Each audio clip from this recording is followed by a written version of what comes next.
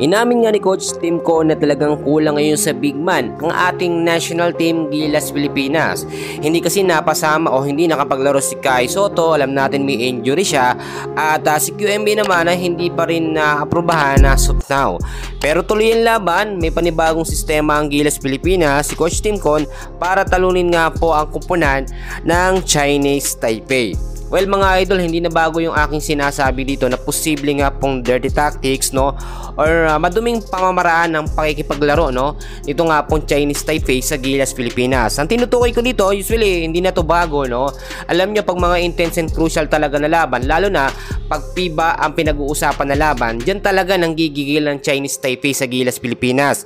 Alam natin na malaki ang advantage ng Gilas Pilipinas kung merong Kai Sotto, no, meron tayong legit na big man o sentro nga po na pantapat dito nga po sa mga international team.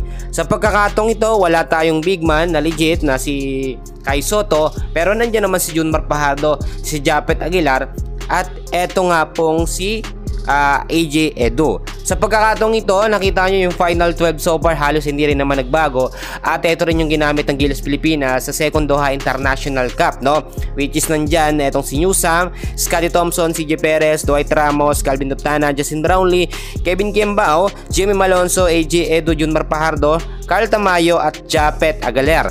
Pero ito sinasabi ko sa inyo na starting 5 lineup na gagamitin nga ni Coach Tim Con. Big adjustment ito, no, mangyayari at ginamit din natin ito sa naging laban kontra nga po sa bansang Lebanon at sa bansang Egypt, which is kasama sa starting 5 lineup eto nga pong si Justin Brownlee, si Junmar Fajardo, si AJ Edu, kasama yan mga kaibigan, si Dwight Ramos at si Scotty Thompson.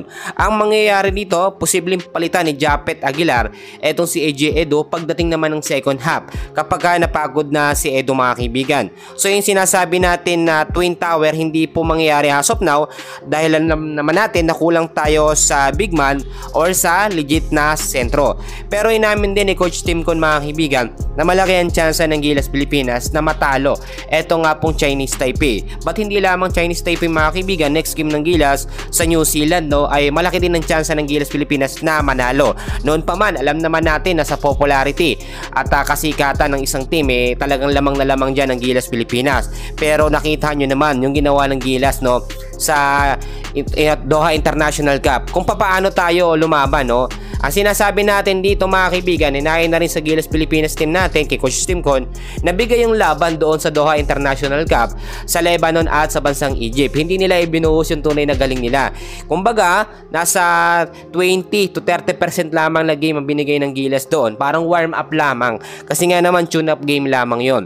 Pero dito naman po sa Chinese Taipei, asahan nyo mga kaibigan na ibang iba or mag-iiba po talaga ang laruan ng Gilas Pilipinas dyan. Ngayon mga kaibigan ko, ilang porsyento ang tsansa ng Gilas Pilipinas na manalo sa Chinese Taipei? Kung ako tatanungin nyo mga kaibigan, depende na rin or ayon na rin sa magiging lineup nga po ni Coach Tim Con, nasa 70 to 80% ang tsansa ng Gilas Pilipinas na manalo. So para mga kaibigan, abangan natin at kayo mismo na makakasaksi na fans ng Gilas Pilipinas, yung dirty tactics sa abangan natin.